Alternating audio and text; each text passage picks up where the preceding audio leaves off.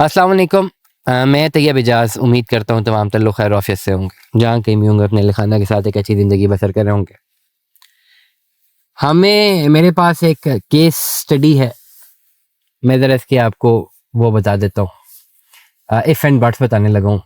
किसी यूट्यूबर साहब ने वीडियो अपडेट की है, खैर मैंने वीडियो नहीं देखी, हमारे क्लाइंट है यूएसए में होते हैं, उन्होंने मुझे वीडियो का एक समरी भेजी है कि वीडियो की समरी ये है कि जिन लोगों के पास हिल स्टेट या ओवरसीज़ ब्लॉक की फ़ाइलें हैं वो आएँ जी हेड ऑफिस और अपनी फ़ाइलों को मर्ज करवा दें किसी न किसी के लेजर में। डीलर्स जो होते हैं ना, जो ऑथराइज्ड सेल्स पार्टनर हैं, उनके लेजर्स होते हैं।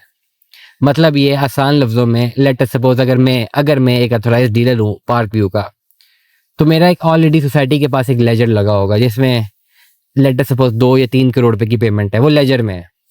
वो 2 से 3 करोड़ रुपया मेरा ऑलरेडी सोसाइटी के पास होगा और वो मैं कैश में नहीं ले सकता। वो 2 से 3 करोड़ रुपया लेजर है, मैं वो 2-3 करोड़ रुपया किसी की फाइल में एडजस्ट करवा सकता हूँ। किसी की कोई पेमेंट है जो सोसाइटी ने देनी है, मैं अपने लेजर से कटवा सकता हूँ। ये उसका एज होता है। और जो अथराइज डीलर्स होते हैं, अथराइज सेल्स पार्टनर होते हैं, उनको लेजर्स लेना, उनके लिए लेजर ज़रूरी होता है क्योंकि उनकी पेमेंट्स ऑलरेडी सोसाइटी के पास ट्रक्ड होती हैं। अगर वो सोसाइटी के नाम पे किसी से बुकिंग उठाएं और उसको बुकिंग ना दें या कुछ ऐसी हैंगी पैंगी करें, तो अगर उनकी कंप्लेन हो जाए तो सोसाइटी ने ऑलरेडी उनके पैसे होल्ड किए होते हैं। तो ये एक पॉजिटिव एज होता है जिसमें ये स्मूथनेस ऑफ जो ट्रांजैक्शन है वो इंश्योर की जाती है। अब इस वक्त ये है कि जी लेट अस सपोज आपकी फाइलें 1 करोड़ रुपये आपकी फाइल में जमा है, पार्क सिटी में 1 करोड़ रुपये जमा है और वो 1 करोड़ रुपया जो है अब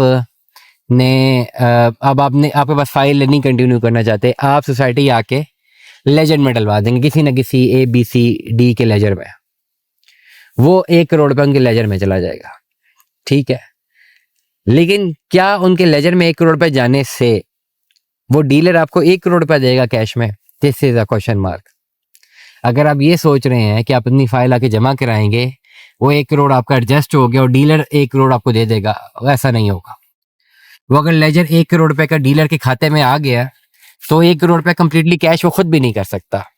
वो लेजर कहाँ एडजस्ट करवाएगा? लोगों के इंस्टॉलमेंट्स पे। तो लोगों को मार्केट में वो मार्केट करेगा ना अपने आप को कि भाई मेरे पास लेजर है, अगर आपने अपनी इंस्टॉलमेंट जमा करवानी है तो सोसाइटी को डायरेक्ट ना करवाए, मेरे थ्रू करवा ले, मैं आपको डिस्काउंट दूंगा। एटलीस्ट 20 से 25% डिस्काउंट तो ऑफर करेगा लेजर से, मजबूरी है, नहीं करेगा तो कैसे चलेगा। तो 20 से 25% जो डिस्काउंट लेजर से ऑफ कर रहा होगा तो वो 1 करोड़ जो आपके लेजर में आएगा तो आपको 1 करोड़ पूरा तो नहीं देगा ना, पहले तो 25% वो काट लें जो उस डीलर ने आगे किसी क्लाइंट को देना, फिर 10% अमाउंट अपनी भी रखेगा।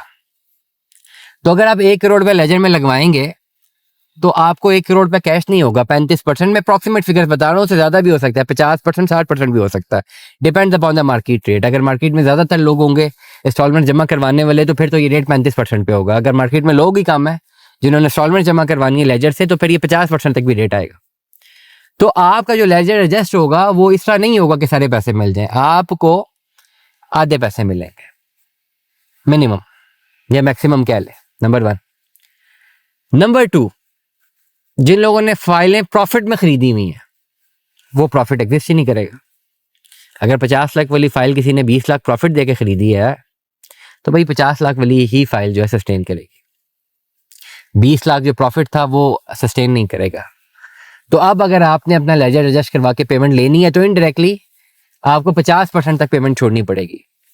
तो ओवरऑल 50% पे वैसे ही माइनस पे फाइल है। मार्केट में अगर आप वैसे ही बेच दें तो वो वैसी 50% फाइलें हैं। मैं नॉन पोजेशन प्लॉट्स की बात कर रहा हूँ जो सिर्फ फाइल है। दुआ में याद रखिएगा, अपना बहुत सारा ख्याल रखिएगा। Stay tune with us. अल्लाह हाफिज़।